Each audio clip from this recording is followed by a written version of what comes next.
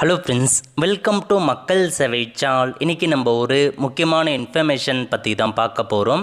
அதாவது தமிழகத்தில் புதிய ரேஷன் கார்டு அப்ளை பண்ணுறதுல மிகப்பெரிய மாற்றத்தை கொண்டு வராங்க.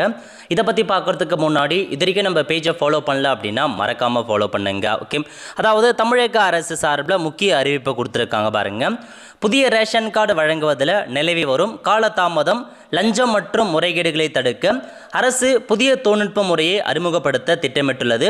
வழக்கமாக தனி சமையலறை வசதியுடன் வசிக்கும் தகுதியுடையவர்கள் பொது விநியோக திட்டத்தின் இணையதளம் மூலம் புதிய குடும்ப அட்டைக்கு விண்ணப்பித்து வருகின்றன. இந்த விண்ணப்பங்களை சம்பந்தப்பட்ட வட்ட வழங்க அலுவலர்கள் மற்றும் உணவுப் பொருள் வழங்கல் துறை அதிகாரிகள் ஆய்வு செய்து ஒப்புதல் வழங்குவது நடைமுறையாக உள்ளது. அதாவது பார்த்தீங்க அப்படின்னா எல்லாருமே புதிய ரேஷன் கார்டுக்கு அப்ளை பண்ணும். மேரேஜ் ஆனவங்க, தனியாக வீடு கொடுத்தனம் போனவங்க, அந்த மாதிரி இருக்கவங்க புதிய ரேஷன் கார்டுக்கு அப்ளை பண்ணுவாங்க. அப்படி நம்ம புதிய ரேஷன் கார்டு அப்ளை பண்ணுறதன் மூலமாக நிறையா சிரமங்கள் ஏற்படுது. ஏன்னா நிறையா பார்த்தீங்கன்னா நிறைய பேர் அப்ளை பண்ணுறாங்க அப்படின்ற மாதிரி தெரிவிச்சிருக்காங்க.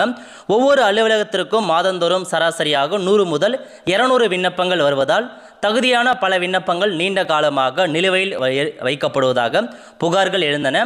குறிப்பாக அரசியல் சிபாரிசு உள்ளவர்களுக்கு முறைகேடாக செயல்படுவதற்கு முன்னுரிமை வழங்கப்படுவதாக பொதுமக்கள் மத்தியில் அதிருப்தி பார்த்தா இருக்குது அப்படின்னு சொல்கிறாங்க. அதாவது ஒரு சில பேர் பார்த்தீங்கன்னா அவங்களுடைய ப்ரியாரிட்டி யூஸ் பண்ணி அல்லது பார்த்தா சிபாரிசு மூலமாக ரேஷன் கார்டு அப்ளை பண்ணிவிட்டு உடனே பார்த்தீங்கன்னா அப்ரூவல் வழங்குற மாரி அவங்க பார்த்தா அப்ரூவல் கொடுத்துட்றாங்க.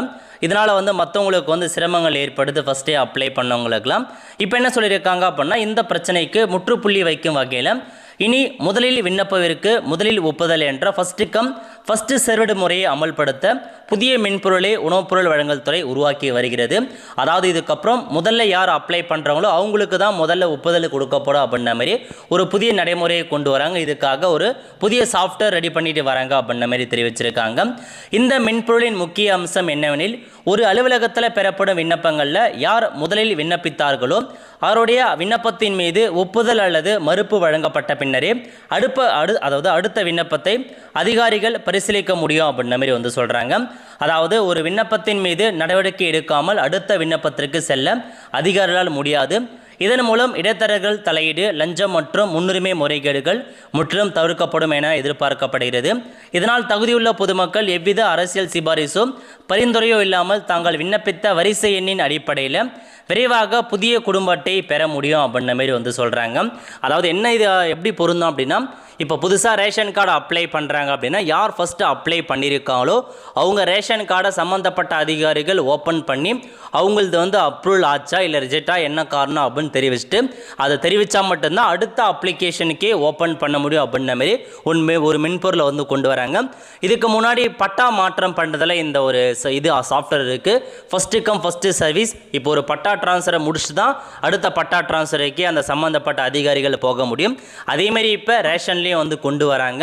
ஒரு முதல்ல இருக்க அப்ளிகேஷன் ஓப்பன் பண்ணிட்டு முடிச்சதுக்கப்புறம் தான் ரெண்டாவது அப்ளிகேஷனுக்கே வர முடியும். ஸ்பெசிஃபிக்காக இந்த ஒரு ரேஷன் கட்டைக்கு நீங்கள் முன்னுரிமை வேணும் அப்படின்னா டேரெக்டாக போயிட முடியாது. முதல்ல வருபவருக்கு முன்னுரிமை அப்படின்ற அடிப்படையில் ஒரு சாஃப்ட்வேரை கொண்டு வராங்க. அதனால் முதல்ல அப்ளை பண்ணவங்களுக்கு வெரிஃபிகேஷனாக முடிச்சுட்டு அதுக்கப்புறம் தான் அடுத்த அப்ளிகேஷன் போக முடியும். ஸோ இதனால் பார்த்தா நல்ல இன்ஃபர்மேஷனுங்க. இந்த புதிய மென்பொருள் முறை விரைவில் மாநிலம் முழுவதும் உள்ள அனைத்து வட்ட வழங்கல் அலுவலகம் நடைமுறைக்கு கொண்டு வரப்பட உள்ளன. ஸோ ஜனவரி மாதம் முதல் 2.25 லட்சம் புதிய ரேஷன் கார்டு அப்ளை பண்ணியிருக்காங்க. 46 லட்சம் ஸ்மார்ட் கார்டு ரெடியாக இருக்குது. விரைவில் டிஸ்ட்ரிபியூட் பண்ண போகிறாங்க. அதேமாரி அதிக ரேஷன் கார்டெலாம் தேவைப்படுற பகுதிகளுக்கு சிறப்பு முகாம் ஏற்படுத்துங்க அப்படின்ற மாதிரியும் தெரிவிச்சிருக்காங்க. ஸோ இதாங்க உங்களுக்கான இன்ஃபர்மேஷன். இந்த புதிய திட்டம் விரைவில் அமலுக்கு வரப்போது. இந்த திட்டம் கொடுத்து உங்களுடைய கருத்துக்களை தெரிவிங்க. அடுத்த ஒரு நல்ல சந்திப்போம். நன்றி, வணக்கம்.